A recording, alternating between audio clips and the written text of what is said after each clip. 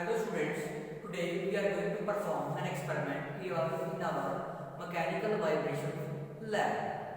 So our experiment number is 4. First our objective is to study the torsional vibration of a single rotor system and to find out the frequency of oscillation for the system. So suppose we have a disc which is hanged to a frame with the help of shaft. That small d is the diameter of the shaft and kt is the torsional stiffness of the shaft. Here we have a disc. Disc is having a weight w and capital D is the diameter of the disc and L is the length of the suspension. So to perform this experiment we require a single rotor system setup, a stopwatch for measuring time period and a measuring tape for measuring the length of the shaft. After performing this experiment, we are going to find out the things. Number 1, that is polar mode of inertia. So polar mode of inertia of a shaft is given as pi by 32 d raised to power 4, where small d is the diameter of the shaft. Second, we are going to find out the moment of inertia of the disc. I capitalize the moment of inertia of the disc. It is given as WD square upon 8, where W is the weight of the disc, capital D is the diameter of the given disc. Third, we are going to find out the torsional stiffness KT. KT is equal to G into IP upon L, where G is the modulus of the rigidity of the given bar. The modulus of the rigidity is given by the experimental setup provided. So IP is the moment of inertia, polar moment of inertia, we have to calculate from here, and L is the length of the suspension.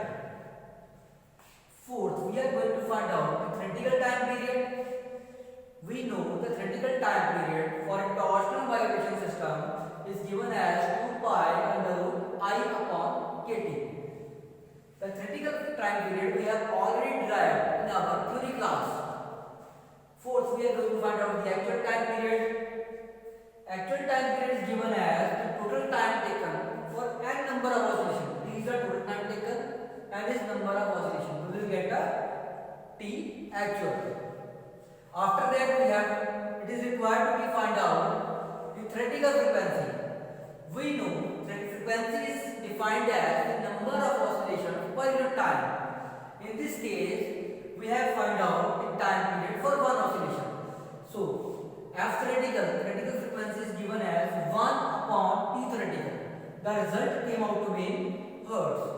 Next, we are going to find out the actual frequency of the system. It is given as number of oscillation per unit time, 1 upon T actual. The result again came out to be hertz. After performing this experiment and noting down the various readings, we will find out the frequencies and compare the two frequencies, that is the frequency of actual vibration and the frequency of theoretical vibration. So now we will move toward the experimental setup and perform the experiment. We can note down the various readings and we will perform calculations.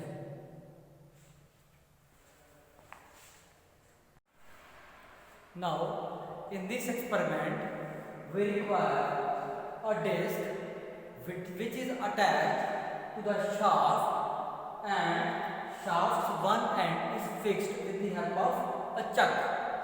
The given disc is having a weight W of 2.035 kg. You can note down the value of weight which is given by the manufacturer. We have a shaft. The diameter small d of the shaft is also given by the manufacturer. It is given as small d is equal to 0.19 meter. Now I am going to measure the length of the shaft. I will start from the fixed end to the disc end.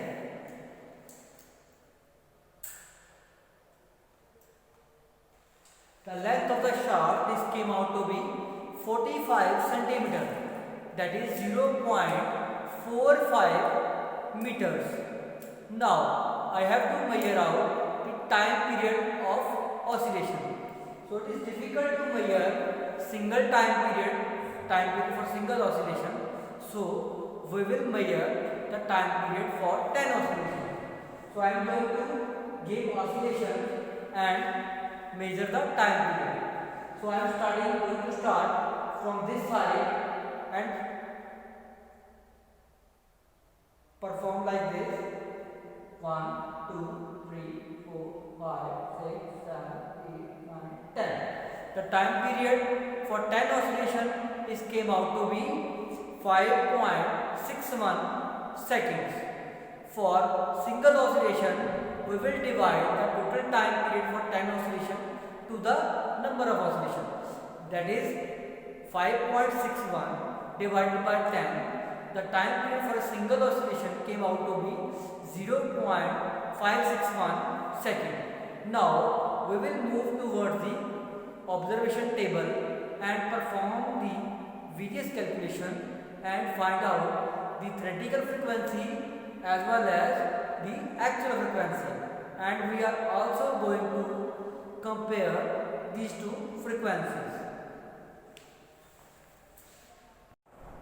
Now coming to the observation table, we have some given data which is given by the manufacturer. Capital G is the modulus of rigidity of the shaft, that is given to be 0.8 into 10 power 11 meter per meter square. G is the acceleration due to gravity, it is equal to 9.81 meter per second square. Capital D is the diameter of the given disc, that is equal to 0.19 meter. Small d is the diameter of the shaft, it is given to be 0.003 meter. And W is the weight of the disc, it is given to be 2.035 kg. In the table number 1, we have already noted down the length of the shaft. The length of the shaft we have noted down 0.45 meter. We have counted 10 number of oscillation and noted down the total time period for 10 oscillation. It came out to be 5.61 second.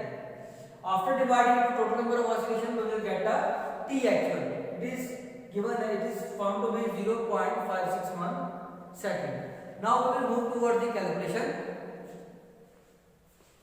First, it is required to find out the polar moment of inertia. It is equal to pi by 32 d raised to power 4. Putting the value of d 0.003 raised to power 4, we will get 2.64 into 10 to the minus 9 meters 4. That is the value of IP, that is polar moment of inertia. After that, I, that is moment of inertia of the shaft, WB square by 8. W is 2.035, D is 0.19 square power 8. After that, we will get 0.00918 kg per meter square. Kt is the torsion stiffness. We know the formula G into IP upon L. G is given 0.8 to 10 power 11. IP we have already calculated 2.649 to 10 power minus 9, and L we have already measured 0.45. The value came out to be 470.93 Newton per meter. Then T theoretical is required. T theoretical is equal to 2 pi under I by Kt. I we have already calculated 0.00918. Kt we have already calculated 470.93. After putting and calculating, after putting this value and calculating, we will get a time period, theoretical time period 0.477 second. Next, it is required, that is T actual. T actual we have already calculated, that is equal to 0.561. Here T upon n 0.561 second. Now theoretical frequency, it is equal to 1 upon T theoretical. 1 is 1 upon T theoretical, 0.477. We will get 2.096 hertz. After that, actual frequency, that is equal to number of oscillation per minute. T actual, that is equal to 0.561. The actual frequency came out to 0.782 hertz. After calculating these values, we will put in table number 2, and from the table number 2 we can compare. It is observed that F theoretical is equal to 2.096 and F actual is equal to 0.782. So F theoretical is greater than F actual. Why so? It is because the theoretical derivation is carried out under an assumption that there is no friction, that is no resistance. But in real case we have air. Air we know it creates a friction or resistance to the motion. So F actually is less than the F theoretical. So we have calculated the theoretical frequency and actual frequency and compared them. So our objective is fulfilled. Thank you.